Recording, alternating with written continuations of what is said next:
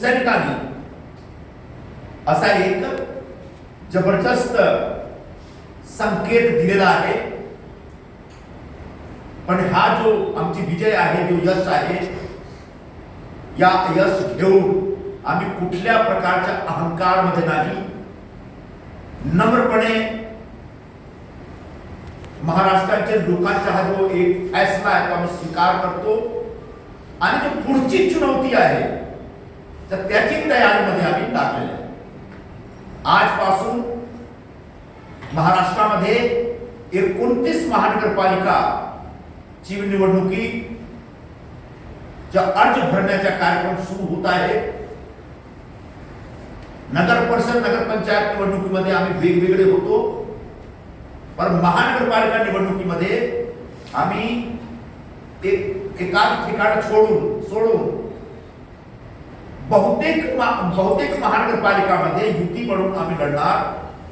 खास करून मुंबईमध्ये 2022 च्या नंतर महानगरपालिकाची निवडणुकी झालेली नाही, म्हणजे 2022 च्या नंतर महानगरपालिकाचं कामकाज आमच्या हातात आहे, मी असं सांगू शकतो।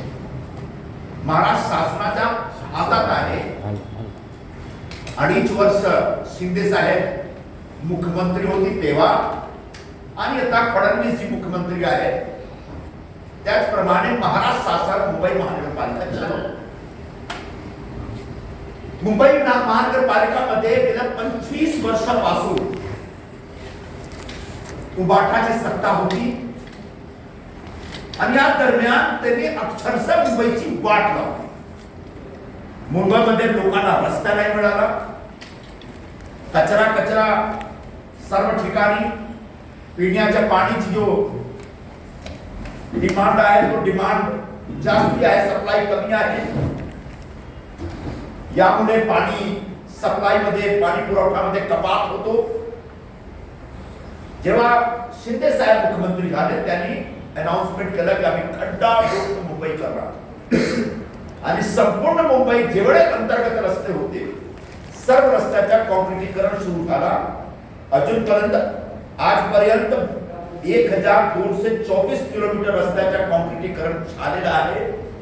अजून 800 किलोमीटर अंतर्गत रस्ते जो आहेत मुंबईचे त्यांच्या कॉन्क्रिटीकरणचं काम चालू आहे। गेल्या मॉन्सून मध्ये मुंबईमध्ये कुठेही खड्डा दिसला नाही, मुंबईच्या बाहेर दिसला, पण मुंबईमध्ये कॉन्क्रीट रस्ते झाला पाहिजे जेणेकरून पॉटहोलची समस्याची मुक्ती मुंबईकरांना भेटेल।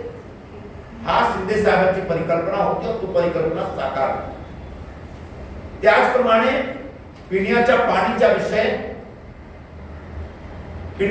विषयाच्या पूर्वी मी आता जो कोस्टल रोडचं काम चालू आहे बघ, संपूर्ण मुंबईमध्ये एक असा एक जबरदस्त इन्फ्रास्ट्रक्चर प्रोजेक्ट म्हणून कोस्टल रोड तयार आहे।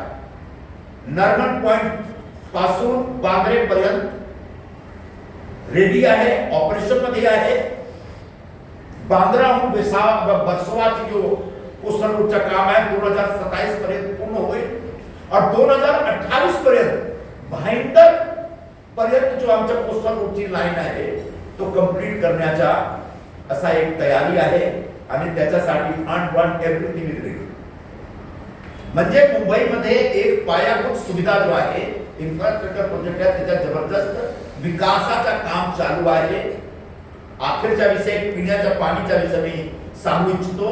मुंबईमध्ये दररोज 3950 मिलियन लिटर पाणी पुरवठा होत आहे।